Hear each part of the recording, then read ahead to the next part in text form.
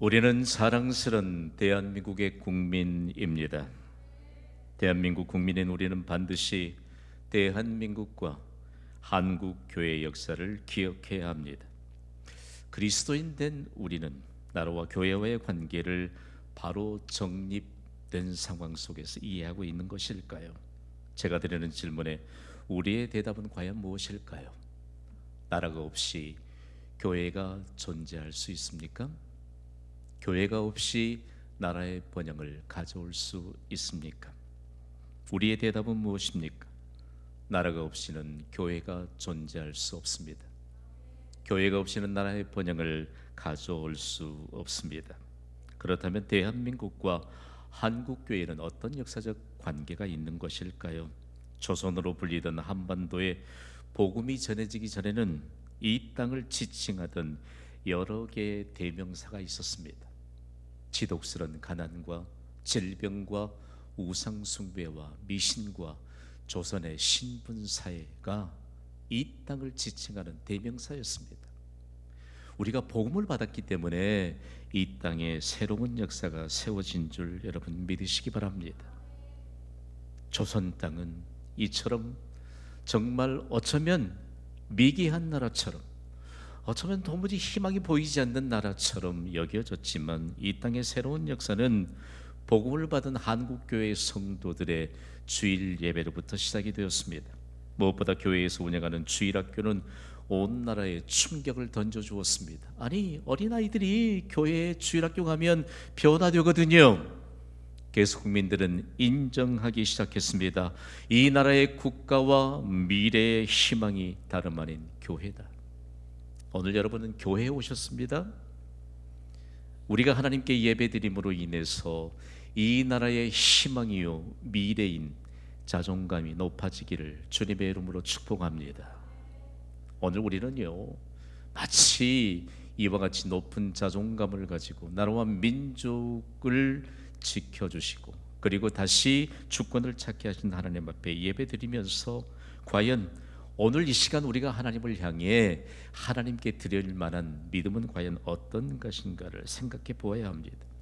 하나님은 약속하신 복을 예배 시간에 주십니다.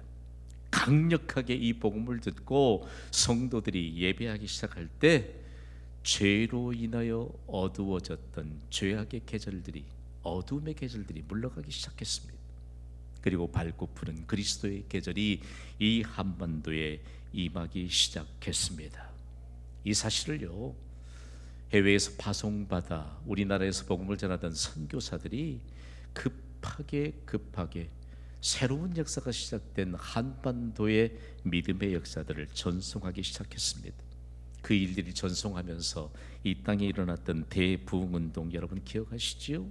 1907년도엔 인류 역사상 전무후무한 평양 대부흥운동이 일어났습니다. 전혀 알려지지 않았던 한반도가 이제는 동방의 예루살렘으로 불려지면서 전국 각지에 급하고 강한 성령의 불길이 임하여 영적 대부흥이 일어났습니다. 그런데 여러분, 얼마 지나지 않아 평양 대부흥운동이 완전하게 묻혀버릴 만한 치욕스런 역사가 시작이 됐습니다. 다리 말인 1910년 8월 22일 한일 병합 조약 때문입니다. 이때로부터 일제의 압제 아래서 나라와 주권을 모두 빼앗겨 버렸습니다. 백성들은 막막한 현실을 36년 동안 일제 강점기 안에 갇혀서 살아야 했습니다.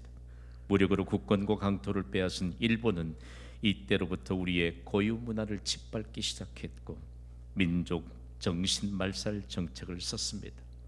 조선의 수많은 젊은이들은요, 일본이 일으킨 전쟁의 총알바지가 되어서 그리고 위안부로 끌려가서 동남아와 중국 땅에서 죽어갔습니다. 특히 일본에 저항하는 한국 교회는 무서운 핍박을 가해오기 시작했습니다. 민족적인 순환기인 일제강점기에 한국 교회의 지도자들은 민족의 지도자가 되어 고난을 받았습니다. 평신도들 역시 일제에 의해 고난받는 계층이 되어서 민족의 고난을 대신 짊어진 모습 그대로였습니다. 생명을 담보할 수 없는 이런 기독교 핍박 중에서도 예배당은 새벽부터 차고 넘쳤습니다. 그리고 하나님 앞에 눈물로 찬송하고 기도했습니다. 이 나라는 다시 해방을 맞이하기 시작했습니다. 오늘 이 시대에 한여름이지만 너무 시원한 바람을 우리에게 공급해주는 에어컨디셔너가 지금도 돌아가고 있잖아요. 교회는 너무너무 많은지도 몰라요. 그래서 우리의 마음속에 교회를 선택적으로 생각하고 있지는 않을까요? 나라와 민족에 다시 빛을 찾게 하신 광복을 주신 하나님 앞에 우리는 얼마만큼 감사하고 있는 것일까요? 한국교회는 해마다 광복절을 맞이하면서 광복절 기념주일 예배로 이 나라와 민족을 보호하시고 치유하시는 하나님께 영광을 돌립니다. 할렐루야. 광복이 된 이후에요, 국민들은 분노에 가득 차 있었습니다. 일본을 불바다로 만들어버리겠다는 복수심을 불태우는 사람들이 지금도 많잖아요. 일본은 용서받을 수 없는 만행을 저지른 사람들이요, 그 후손임에 틀림이 없습니다. 보복을 한다 할지라도 시원치 않을 원수임에 틀림이 없습니다. 그러나 한국교회는 예수님의 말씀을 마음판에 새기면서 성숙한 믿음으로 일본을 성령의 불바다가 되도록, 은혜의 바다가 되도록 다시 신앙심을 불태우면서 우리가 맞이했던 광복을 새롭게 재해석하기 시작했습니다. 일본 다시 그들에게 있어서 죄악에 얽매였던 그들에게 영적인 광복이 임하여야 될 것을 절실하게 말씀을 통해서 깨달음을 얻었기 때문입니다. 인류 역사는요, 전 세계인들이 한국교회의 성도들이 복수심을 내려놓고 일본의 복음화를 위해 헌신하는 한국교회 성도들의 높은 신앙심, 그리고 애국심, 오늘 우리가 불렀던 동해물과 백두산이 마르고 닳도록 이라고 하는 이 찬미가는요, 한국의 1905년도에 최초로 찬송가집이 발행됐는데 그 찬송가 제목이 바로 찬미가였습니다. 거기에 14장에 실린 찬송가가 우리나라의 애국가가 됐잖아요. 암울했던 그때에 감옥에 갇혀서도, 학교에서도, 직장에서도, 가정에서도, 일터에서도 하나님이 보호하시는 이 나라가 되기를 나라사랑 노래를 불러서 한국교회의 성도들도 믿지 않는 자들도 온통 하나가 되어 함께 불렀던 이 찬송가, 오늘 우리의 입술에서 찬송가가 너무 멀리 떨어져 있는 것은 아닙니까? 세상 풍조에 편승해서 찬송가는 더 멀어져 가고 세상 쾌락에 함께 편승하면서 우리의 마음과 우리의 생각 속엔 세상적인 노래가 더 많이 기억되고 있는 것은 아닐까요? 일본의 복음화를 위해 한국교회는 참으로 눈물로 지금까지 기도하고 있고, 일본의 복음화를 통해서 일본이 다시 새롭게 되는 하나님의 역사에 대한 터전이 되기 위해 헌신하고 있습니다.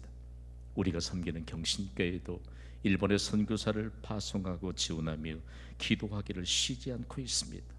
그렇게도 나라의 주권을 빼앗았고 그리고 기독교를 핍박했던 일본은 지금 광복 78주년을 맞이한 지금 어떤 결과를 가져오게 됐을까요? 지금 일본은요, 800만이 넘는 신을 숭배하는 우상의 나라가 됐습니다. 일본의 전체 기독교 인구는요 1%도 채 되지 않습니다. 여러분, 하나님이 다스리는 나라가 복된 나라인 줄 믿습니다. 우상의 나라는 하나님의 진노만 있을 뿐입니다. 그런데 어떻게 한국은요 이런 핍박 속에서도 전 세계를 향해 개신교 역사상 세계 두 번째로 선교사를 많이 파송하는 나라가 됐고 세계 복음화를 위해 헌신할 수 있는 나라가 됐잖아요. 어떻게 이렇게 괄목할 만한 교회 성장을 이룰 수 있었을까요? 한국 교회가 한 사람 한 사람을 죄로부터 해방되어 본래의 자유를 되찾는 영적 광복을 맞이하도록 믿음의 길을 열어 주었기 때문입니다.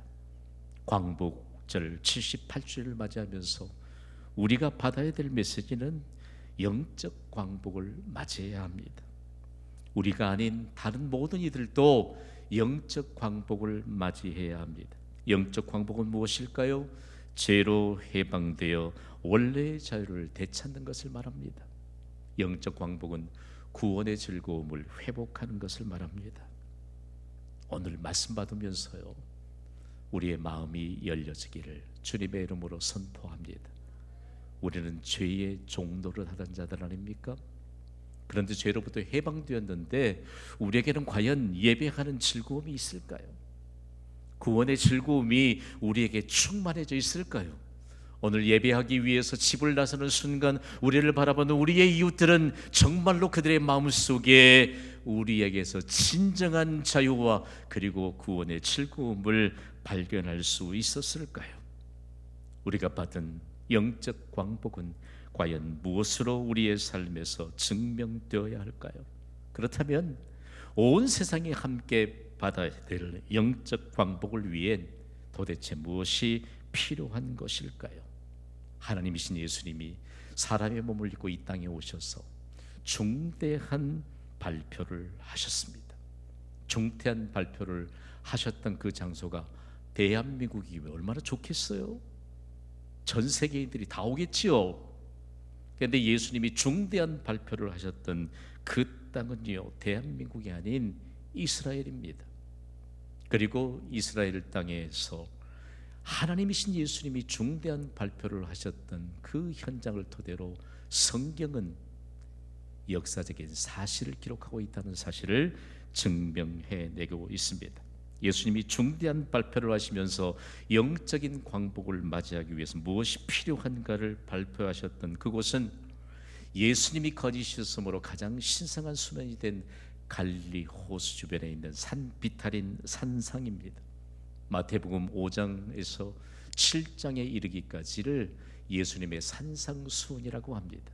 예수님이 중대한 발표를 하셨는데 그곳에서 발표하셨고, 예수님이 이스라엘 땅을 두루 다니시면서 하나님이 살아계셔서 역사하신다는 사실들을 증거하면서 무수한 제자들을 양육해내셨는데 그 땅을 걷고 순례하는 여행을 최고의 여행으로 꼽습니다. 그리고 최고의 여행지로 꼽습니다. 인류는 한 사람도 부정하지 않고 그 땅을 거룩한 땅이라고 부릅니다. 예수님이 걸으셨던 그 거룩한 땅을 통해서 우리는 과연 무엇을 어떻게 마음속에 세워야 할까요? 오늘은 최고의 여행지인 거룩한 땅을 함께 순례하면서 말씀을 받겠습니다. 예수님이 직접 우리에게 거룩한 땅에서 발표하신 그 말씀은요, 영적 광복을 맞이하기 위해 필요한 것이 도대체 무엇인가? 우리 함께 선포해 보겠습니다. 원수를 사랑하라. 아니, 원수는 미워해야죠. 미워해야죠. 어떻게 원수를 사랑하라고 말씀할 수 있을까? 마태복음 5장 43절과 44절 중대한 예수님의 발표입니다. 우리 소리 높여 읽습니다. 시작. 또 내 이웃을 사랑하고 내 원수를 미워하라 하였다는 것을 너희가 들었으나 나는 너희에게 이르노니 너희 원수를 사랑하며 너희를 박해하는 자를 위하여 기도하라. 아멘. 참, 우리가 말씀을 봤는데 예수님이 구약 성경을 토대로 말씀하셨잖아요. 그런데 구약 성경은 그 어디에도 원수를 미워하라는 말씀은 없습니다. 그런데 왜 예수님은 원수를 미워하라는 것을 너희가 들었으나, 이 말씀을 붙잡고 연구하는데 이스라엘에 가면 사해 지역에서 발견된 문서들이 있습니다. 사해 사본이 성경의 정경으로 채택이 되기도 했고 사해 여러 사본들이 발견이 되는데 그곳에서 열심을 가진 유대인들이 공동체적인 생활을 했거든요. 이 사람들은 믿음에 열심히 있었는데 좀 편협되어 있었습니다. 치우쳐 있었죠. 그러면서 유대인이 아닌 모든 사람들은 사랑의 대상자가 아니고 미워해야 될 대상은 원수로 간주했습니다. 그러니까 얼마나 치우쳐 있습니까? 그리고 잘못된 선민의식에 둘러싸여 있었는데 그들이 원수를 미워하라 이런 말들을 했거든요. 그러니까요, 조금 우리가 치우쳐 있으면 그런 편협된 말에 익숙하게 들려올 수 있습니다. 그러나 귀 있는 자는 들을지어다. 원수를 사랑하라고 말씀하신 하나님의 음성이 귀적에 들려지고 마음판에 새겨지기를 주님의 이름으로 축복합니다. 그러니까 이 열심당원들이 얼마나 이 말들을 많이 퍼뜨렸겠어요. 그러니까 문서까지 남았죠, 흔적이. 너희가 그 말은 들었으나 원수를 사랑하라고 말씀합니다. 제가 사회 지역을 순례하면서 편협된 신앙이 얼마나 무서운가. 오늘날 여러분, 우리가 영적 해방을 맞이하면서 영적 광복을 맞이한 사람들도 편협된 신앙을 가지면요, 사실상 믿지 않는 사람들과 별 다를 바가 없어요. 여러분, 우리 눈에 보여지는 모든 사람들은 사랑의 대상자임을 믿으시면 아멘 하시기 바랍니다. 그럼 은혜의 문이 열려요. 조금이라도 우리의 마음속에 미움의 요소가 남아있으면 은혜와는 상관없는 인생을 삽니다. 이것이 너무나도 안타까운 것이죠. 그러면서 예수님이 말씀하신 사랑이란 도대체 뭘까? 사랑이란 무엇일까? 우리 어린 시절에 사랑은 눈물의 씨앗이라고 노래하는 국민 가요가 하나 있었어요. 사랑은요, 신약 성경 원문인 헬라어는 사랑을 아가페라고 하는 단어를 사용하고 있는데 이것은 신약 시대만 한정된 것이 아닙니다. 아가페라고 하는 단어는 하나님이 세상을 창조하시고 다스리시는 영원한 하나님의 사랑의 바탕을 두고 있습니다. 하나님이 세상을 창조하시면서 그 원리는 사랑입니다.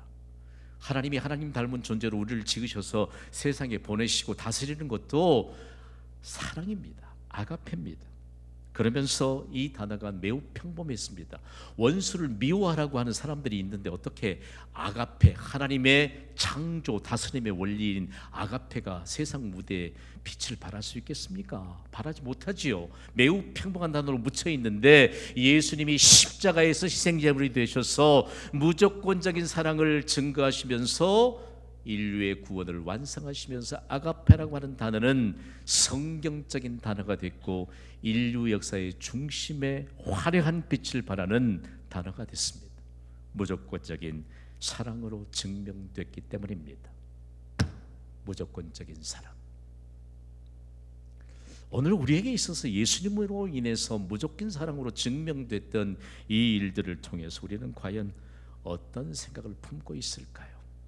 점점 원수가 우리의 마음속에서 사라지고 있는 것을 경험할 수 있을 것입니다. 그러면 무조건적인 사랑으로 남느냐? 무조건적인 사랑으로 인해서 용서받을 수 없는 우리의 죄가 용서받았습니다. 할렐루야! 그러면 우리에게는 실천적인 요구가 따른다는 것을 알아야 합니다. 그것은 다름이 아닌 아가페에 담겨 있는 가장 좋은 길을 의미하는 것입니다. 여러분, 아가페, 사랑은 가장 좋은 길입니다.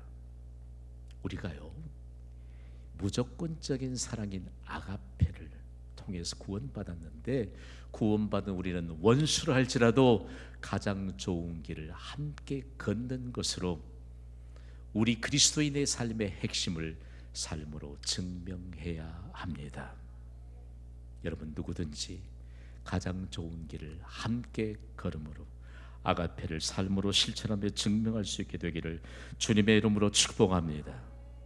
성경은 우리에게요, 원수인가 사랑인가 고민하도록 말씀을 주지 않아요. 하나님의 말씀은 읽는 것만으로도 능력이 나타나는 생명의 말씀입니다. 우리가 듣는데 원수라고 하는 단어도 기록하고 있고 사랑이라고 하는 단어도 성경에 기록하고 있는데 우리가 표준으로 삼고 있는 한글 개역 개정판 번역본에는요, 원수라고 하는 말이 몇 번 기록되어 있지요? 290회 기록되고 있습니다. 사랑은 몇 회 기록되어 있지요? 557회입니다. 원수가 큽니까? 사랑이 큽니까? 대답 좀 해봐요. 원수가 큽니까? 사랑이 큽니까? 성경은 한 개만 많아도 큰 것이라고 말하고 큰 것을 붙잡으면 작은 것은 완전히 소멸되는 은혜와 능력을 동시에 베풀어 주십니다. 우리에게 원수는 없어요. 원수는 없어요. 원수에게도 베풀어야 될 사랑만이 있습니다. 우리의 마음속에요, 사람은 누구든지 보복 심리가 있거든요. 죄를 가지고 태어나서 그래요. 그런데 우리가 구원받아서 아가페, 무조건적인 사랑으로 우리가 구원받았는데, 우리가 실천할 것은 누구든지 가장 좋은 길을 함께 걷는 것은 아가페를 증명해낼 수 있어야 합니다. 그러면서 예수님은 충격적인 마치 선언을 하시잖아요. 너희를 박해하는 자를 위해서도 기도하라고 말씀합니다. 광복을 맞이하기까지 한국교회는요, 눈물로 기도하는 기도의 눈물이 넘쳐났습니다. 여러분은 너무 현대적인 그리스도인이라고 하는 타이틀을 갖고 살지는 않습니까? 그래도 기도하라고 강조하는, 생명력 있는 기도의 바탕 위에 교회를 세워가는 경신교회의 동역자 된 것을 감사하시기를 주님의 이름으로 선포합니다. 영적인 잠에서 깨어나야 돼요. 한국교회가 영적인 잠에서 깨어나지 않았다면 원수를 사랑하라는 말씀을 어떻게 실천했겠어요? 너희를 박해하는 자를 위해 기도하라고 하는 예수님의 말씀이 어떻게 증거될 수 있었겠습니까? 다음으로 영적 광복을 맞이하기 위해 필요한 것은요, 충격적인 선언입니다. 다 함께 선포하겠습니다. 원수를 갚지 말라. 예수님을 인류 역사상 가장 많이 닮은 사람이라고 칭함을 받았던 사람이 바울 사도였습니다. 바울 사도는요, 기독교를 잔인하게 핍박했던 로마 제국의 심장인 로마 교회를 향해 이런 메시지를 전달했거든요. 로마서 12장 19절을 우리 함께 읽습니다. 시작. 내 사랑하는 자들아, 너희가 친히 원수를 갚지 말고 하나님의 진노하심에 맡기라. 기록되었으되 원수 갚는 것이 내게 있으니 내가 갚으리라고 주께서 말씀하시니라. 아멘. 로마 제국은요, 정말 잔인하게 기독교를 핍박했습니다. 로마 제국의 심장부인 로마에서 믿음으로 산다는 것은 생명을 담보받지 못할 그런 위험에 처해 있어야 했습니다. 오죽했으면 로마 제국의 핍박을 피해서 땅 속에서도 찬송하고 기도하고 예배하기를 계속했겠습니까? 로마 제국 시민들은, 특히 병사들은 모두 다 그리스도인들의 원수가 아니었겠습니까? 그럼에도 불구하고 원수를 갚지 말라고 말합니다. 오히려 하나님의 진노하심에 맡기라고 말합니다. 도대체 왜 그럴까요? 우리는 하나님을 두려워하는 경건으로 삶을 사는 사람들입니다. 하나님을 경외하는 그리스도인들의 경건의 핵심은 원수를 갚지 않는 것입니다. 오히려 하나님의 진노하심에 맡기는 것입니다. 오늘 우리의 삶을 이렇게 들춰내 보인다면요, 경건의 핵심이 드러나야 돼요. 그건 원수를 갚아서는 안 돼요. 원수를 갚지 말고 하나님의 진노하심에 맡기라는 것입니다.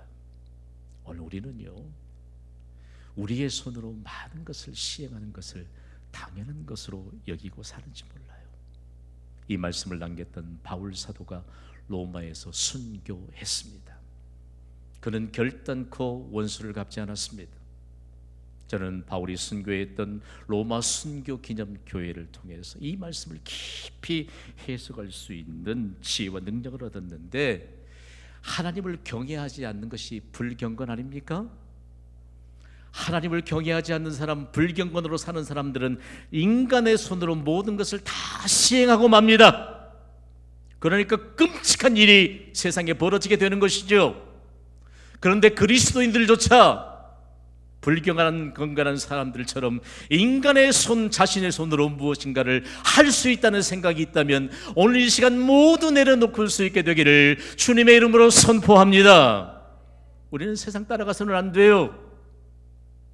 불경건, 하나님을 두려워할지 모르는 사람들은 인간의 손으로 모든 일을 시행하려고 합니다.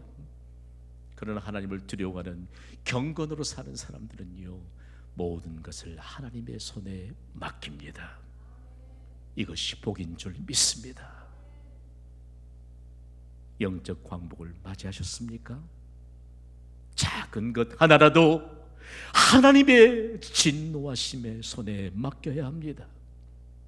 인간의 손으로 시행한다면 여러분, 그 결과는 결코 하나님이 인정하지 않으실 것입니다. 모든 사람들이 원수는 갚아야 된다고 말해도 그건 인간의 상식일 뿐이지 경건의 삶을 증명해내는 그리스도인들에게는 결단코 있어서는 안 되는 일입니다. 그러므로 여러분, 우리는 원수를 사랑하고 원수를 갚지 말고 하나님의 진노하심에 맡겨야 되는데 이 일을 도대체 누구에게서 배워야 할까요? 인류 역사는 미국의 16대 대통령을 지낸 에이브러햄 링컨을 예수 그리스도를 닮은 사람으로 평가하고 있습니다. 혹자들은요, 인류 역사상 가장 위대한 성자로 링컨 대통령을 그렇게 평가하고 있습니다. 그에게는 유난히 원수가 많았습니다. 링컨을 지지하던 미국인들이 인간의 상식으로는 이해할 수 없는 원수들에게조차 사랑을 베푸는 링컨에게 늘 볼멘 소리를 했거든요. 어느 하루는 한 여성이 대통령 집무실을 찾아왔습니다. 맛있게 쿠키를 구워서 대통령께 대접하면서 푸념을 늘어놓기 시작합니다. 당신이 대통령인데 짐승에 비유하면서 당신을 대적하는 그 원수들이 있어서 너무나도 마음이 불편하다는 것입니다.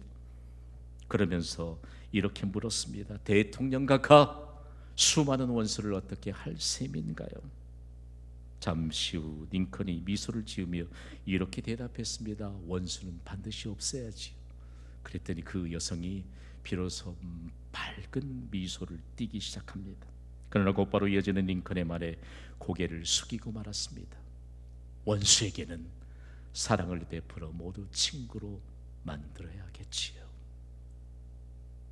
예수 그리스도를 믿지 않는 모든 이들은 영적인 광복을 맞이해야 합니다. 누구를 통해서요?